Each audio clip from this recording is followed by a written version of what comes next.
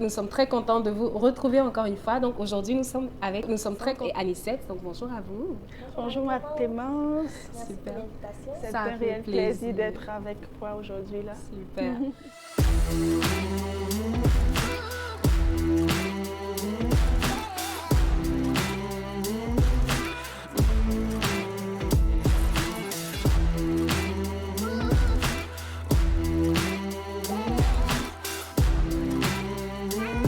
Donc, elles sont entrepreneurs dans la région d'Ottawa et Gatineau et fondatrices de Exodia Création. Je vais les laisser se présenter et présenter leur entreprise. So, Cassandre, originaire de la Côte d'Ivoire au Canada en septembre 2015 comme étudiante internationale et aujourd'hui entrepreneur.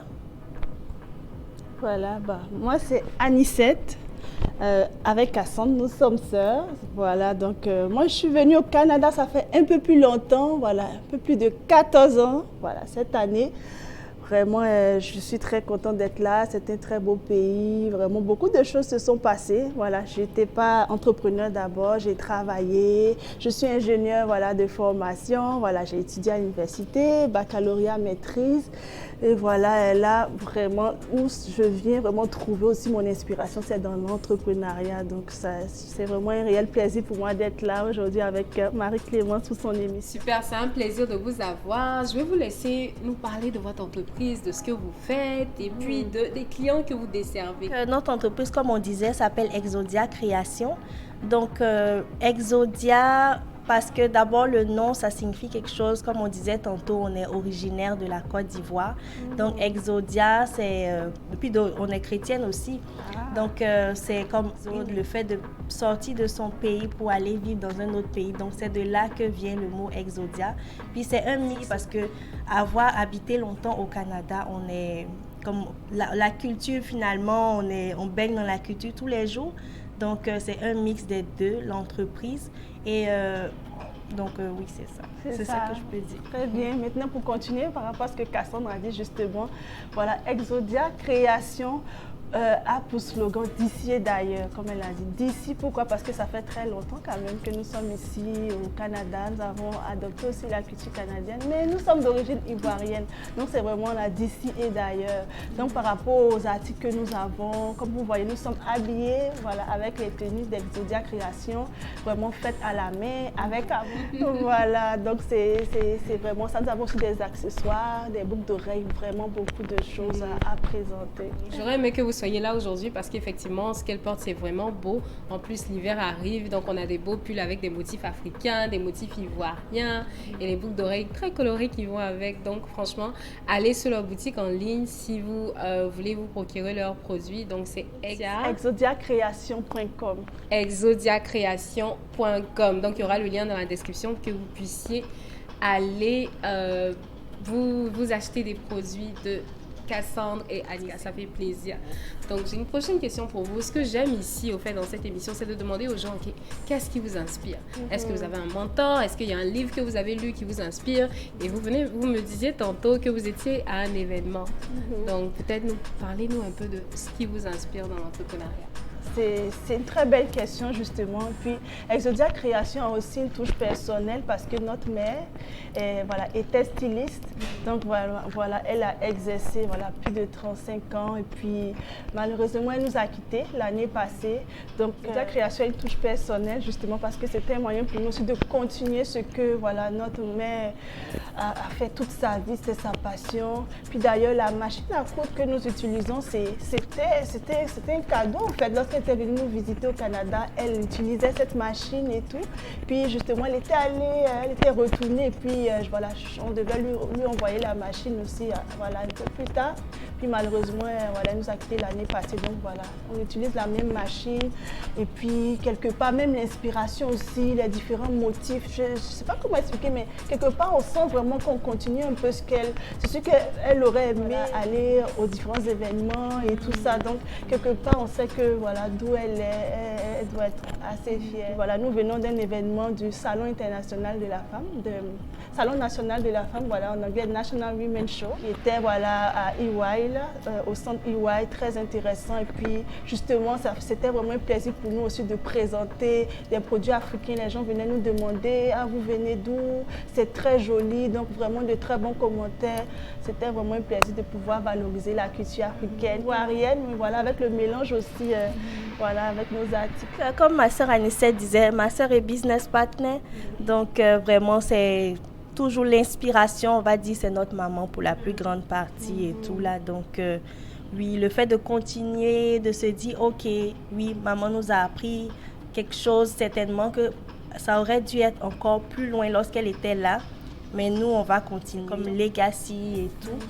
Donc, il y a cela aussi. Puis, vu qu'on est originaire de la Côte d'Ivoire, donc l'Afrique avec ses belles couleurs, donc toutes nos créations, il y a toujours des couleurs. Et puis, à chaque fois qu'on va dans les événements, les gens sont comme « Oh, c'est coloré, c'est beau ».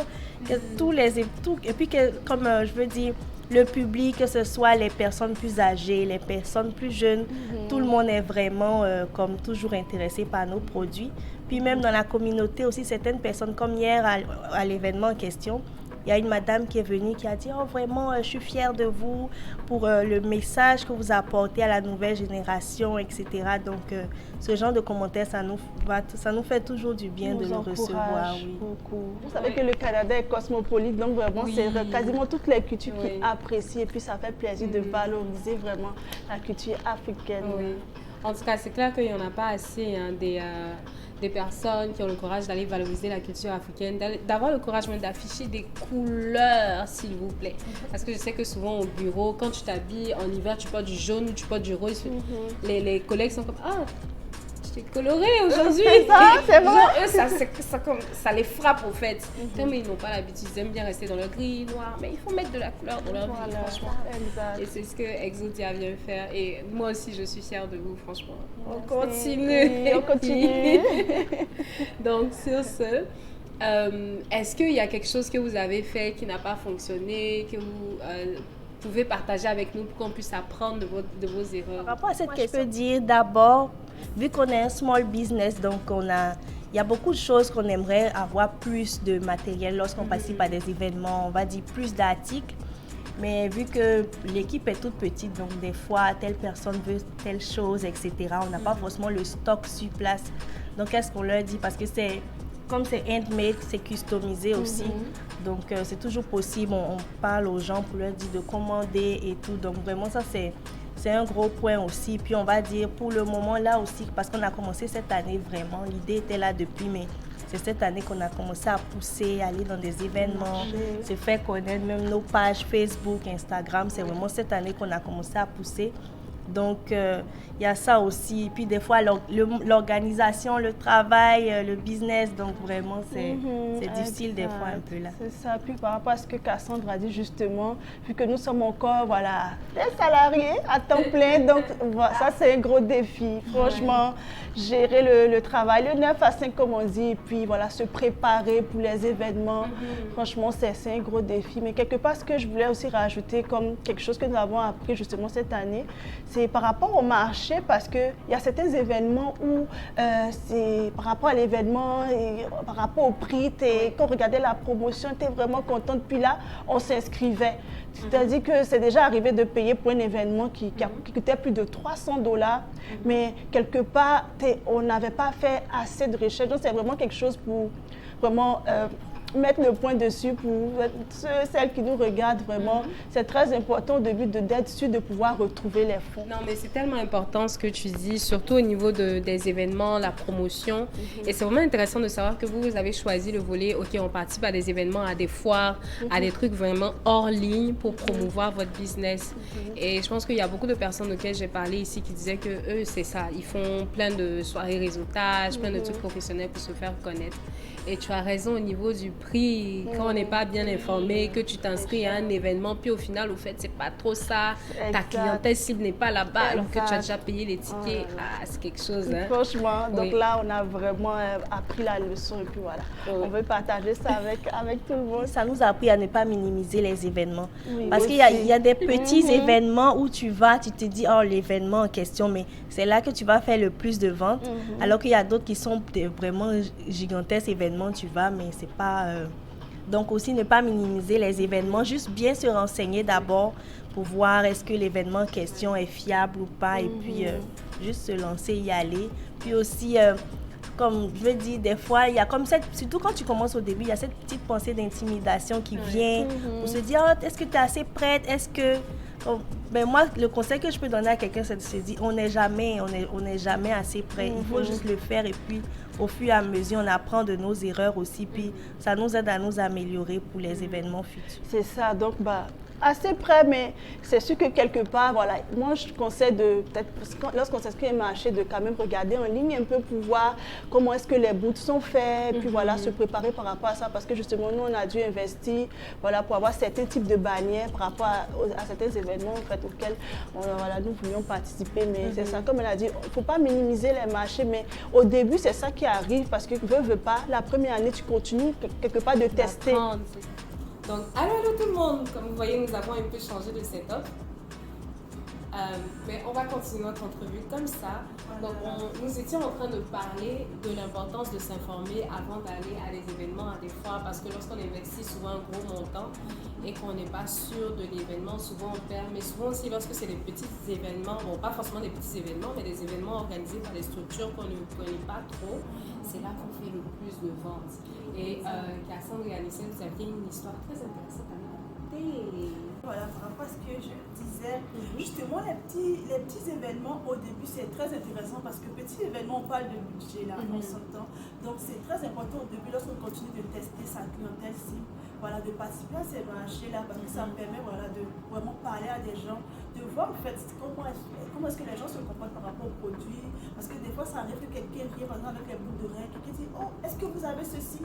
Moi, j'aimerais bien ça. Donc, ça fait que là, on continue encore de racheter d'autres produits. Puis, il y a certains produits, voilà, qu'on voit que, bon, là, c'est très beau, mais en général, les gens, ils préfèrent plus une autre façon, en fait, de ce produit. Donc, ça permet d'affiner vraiment. Donc, est-ce qu'il y a un événement précis auquel vous avez participé, et puis là, vous aviez vu que, finalement, c'était là-bas même que vous deviez être?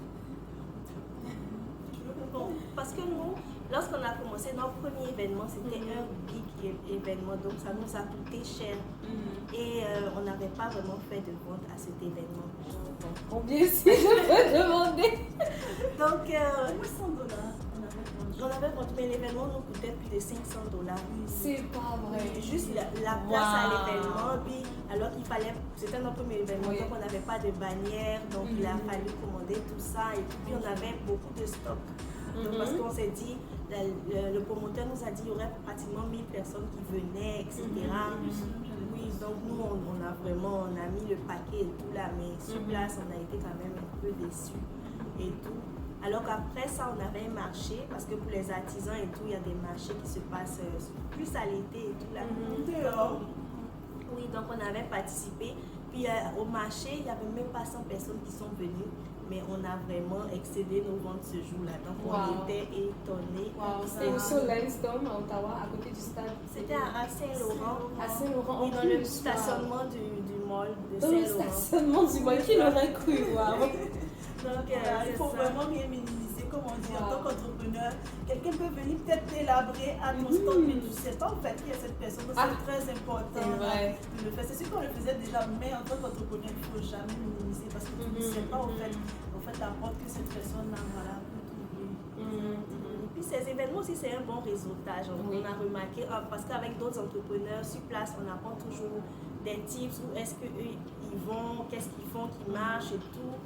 Donc de là, on a eu beaucoup de conseils, beaucoup de choses d'autres entrepreneurs aussi. Là, chaque fois, c'est comme, puis les gens, notre entrepreneur, je pense que c'est quand même différent du salariat. Parce que dans le salariat, c'est comme on est tous en compétition et tout. Alors que dans l'entrepreneuriat, c'est différent parce qu'on veut se soutenir mutuellement, etc. Non, c'est vrai parce qu'on a parlé, on a remarqué ça directement en fait. Parce que dans le salariat, tu parles à un collègue, tu poses trop de questions, après la promotion, c'est moi qui vais l'avoir. Mais dans l'entrepreneuriat, tu poses juste une question, après la personne, non, ok, je te dis, et c'est ce match, fais ceci, non. On sent que c'est comme une famille, on veut tous s'encourager, voilà, on veut tous aller de l'avant. Un peu comme nous, moi, c'est ça, tu vois. On veut vraiment que tout le monde, c'est comme, on va tous réussir, voilà. Ah, mais c'est tellement vrai. Bon, moi, mon expérience côté travail était un peu différente. Des fois, je me retrouve dans des coins compétitifs. Des fois aussi, je me retrouve dans des coins où on s'entraide. Mais côté entrepreneuriat, effectivement, surtout avec les gens de notre génération, notre promo, les Africains, là, j'ai remarqué qu'on est beaucoup soudés. Et il y a une personne que j'admire et à qui je dis merci, c'est Grâce de avecgrâce.com. Elle est une agence de marketing. C'est l'une des marketeuses les plus hors pair de la région d'Ottawa et Gatineau. Fait que souvent, quand elle a des marchés, donc quand elle n'a pas forcément le temps de travailler dessus, elle m'envoie certaines choses. Franchement, je suis très très reconnaissante pour ça. Et je n'aurais jamais imaginé qu'une personne qui est ma devancière, au fait, me donnerait les marchés, tu vois. Donc certaines personnes auraient pris ça comme, ouais, c'est ma compétition, je suis en compétition avec elle. Mais non, c'est ça. Il faut s'entraider, il faut accepter de donner certaines informations aux gens, ne pas avoir peur que ce soit que l'autre réussisse pour nous. Non, on va réussir ensemble. En plus, on n'a pas le choix. On n'a pas le choix. Non, mais c'est vraiment intéressant ce que vous dites là. Donc, vous, votre stratégie, vraiment, elle est plus hors ligne, hein. Elle est moins digitale. Donc, vous ne faites pas trop de posts sur les réseaux sociaux, pas trop d'articles non plus. Si, c'est un très bon point, mais voilà, nous sommes aussi présentes en ligne. Voilà, les produits Exodia Création, comme nous l'avons dit au début. En ligne, voilà, vous pouvez les acheter sur exodiacreation.com, mais voilà, sur place, c'est plus voilà, pour interagir directement en fait, parce que les marchés, c'est ce qui est intéressant, voilà, les gens posent directement les questions et puis voilà, on continue de tester aussi les produits, c'est ça, en tant qu'entrepreneur, il faut tout le temps se réinventer, donc c'est ça, pas rester figé, mais voilà, nos stratégies, on est aussi sur Instagram, sur Facebook, sur les réseaux, voilà, bon. On a dit, c'est plus comme cette année où on est allé go là, 200 à l'heure, je pense à 200 à l'heure, mais franchement, c'est ça, parce que nous, vu qu'on avait commencé vraiment le business en mars, l'idée était là au début, mais vraiment c'est en mars qu'on a commencé à pousser. Et puis, comme on parlait tantôt, c'est à cet événement de mars que des personnes nous ont dit, oh, mais vous devriez essayer les marchés à l'été. Donc, on a suivi leurs conseils et puis on a voulu vraiment tester aussi. Parce que Exodia, vu que c'est handmade, c'est customisé, donc on voulait vraiment tester pour savoir quel produit allait être accueilli le plus chaleureusement par notre clientèle. Donc, comme à l'origine, on n'avait pas des bandeaux, etc. Même les sweatshirts, c'est au fur et à mesure qu'on ajoute, au fur et à mesure de qu'est-ce qu'on peut faire dans la limite du possible. Et puis, à chaque fois, nos produits sont bien accueillis. Donc, voir les gens aussi physiquement, ça aide. Parce que ça encourage, surtout au début où il n'y a pas tellement, je veux dire, personne ne nous connaît, on rentre dans une nouvelle ère, on va dire ça. Donc, voir des gens, même s'ils n'ont pas acheté nos produits, mais ils nous disent, oh oui, vos produits sont bons, etc. On vous encourage. Donc, ça fait du bien. Honnêtement, nous avons toujours de bons commentaires, c'est impressionnant. Des fois, il y a même des gens qui disent, oh, on aime beaucoup, on aime beaucoup. On dit, ok, vous allez acheter maintenant. Il y en a qui achètent maintenant, il y en a qui disent, oh, au moins on prend la carte. Ouais. On n'est pas prêt maintenant, mais franchement, on aime beaucoup vos produits. En tout cas, je pense 100%, non, je ne vais pas dire, mais au moins 98-99%, on a vraiment de bons commentaires de tout le monde, toutes les cultures.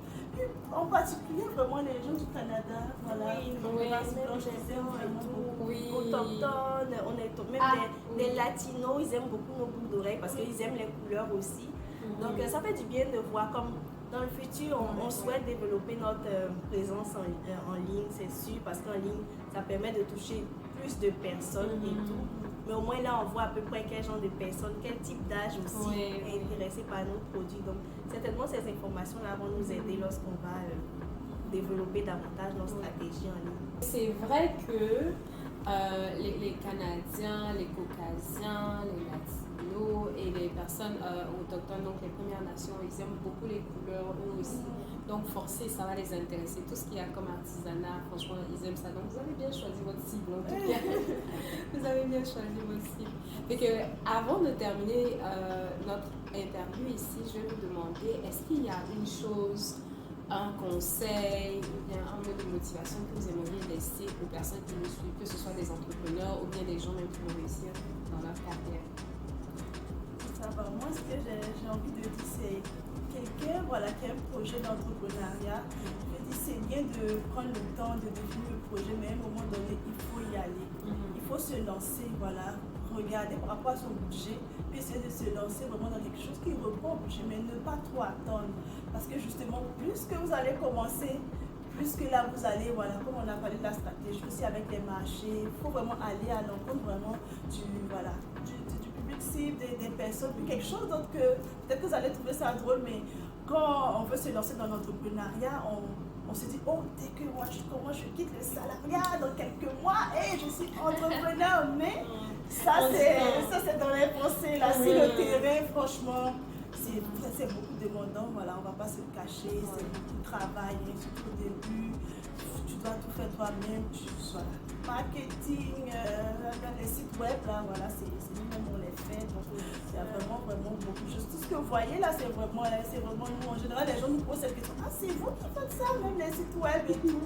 Donc voilà, c'est vraiment ça, ne pas avoir peur, puis il ne faut vraiment pas sous-estimer, il y a du travail à faire, mais à la fin, on est content.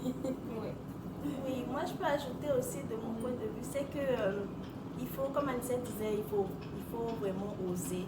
Parce que c'est facile d'être dans sa zone de confort, de se dire, oh, mais des fois c'est comme chacun de nous, on a un rêve, on a quelque chose qui nous passionne. Ça peut être, je veux dire c'est différent, nous autres c'est l'art, c'est comme le stylisme, mais comme on est tous différents et tout. Donc chacun a toujours une passion, quelque chose qui le titille un peu, on va dire ça. Donc c'est vraiment de creuser, d'explorer sa créativité, puis de ne pas se mettre des limites. Parce que c'est facile aussi de se mettre des limites, de se dire est-ce que je suis capable, mais si tu n'as pas essayé, tu ne peux pas savoir si tu es capable ou pas. Donc il faut vraiment essayer, il faut oser, il ne faut pas avoir de préjugés, ni de stéréotypes, parce qu'on peut se dire ah oui, on est africain, est-ce que si je fais ça, est-ce que quelqu'un d'autre sera intéressé? Mais nous on est choqués de, même il y a des mamies même qui viennent, alors que les mamies, bon, je veux dire, il y a des stéréotypes sur les mamies, etc. Mais on voit que les mamies sont super intéressées, elles encouragent, elles achètent pour leurs petits-enfants et tout. Donc c'est ça, vraiment oser. Et puis, en tout cas, moi, mon leitmotiv, c'est de me dire que je puis tout par celui qui me fortifie. Donc, s'il y a comme un design que je veux essayer, etc., je le fais. Puis, tant que je n'ai pas essayé, je ne saurais pas si je suis capable ou pas. Donc, il faut juste oser. Puis, comme on s'améliore au fur et à mesure, on n'est pas parfait. Sur cette belle note de il faut oser, on s'améliore avec le temps, ne vous mettez pas des limites, puis soyez prêts parce que il y aura vraiment des gens auxquels vous ne vous attendez pas qui vont vous aimer, apprécier ce que vous faites. Donc ne vous mettez pas de limites comme Cassandre l'a dit. Donc je dis merci à Anicette et Cassandre de Exodia Création. C'est plaisir d'être là et puis voilà, merci à vous qui nous suivez. Oui. Donc n'hésitez pas à aller leur suivre sur leur page Instagram, on va mettre le lien dans la description et allez vous abonner, allez visiter leur site internet pour vous procurer des produits. Donc vous pouvez acheter des bijoux ou même les hoodies et les sweaters comme ce qu'elles pensent, vous pouvez les acheter que ce soit pour vous, pour vos parents, pour vos soeurs, pour n'importe qui. Puis on se dit à très très bientôt dans une autre vidéo.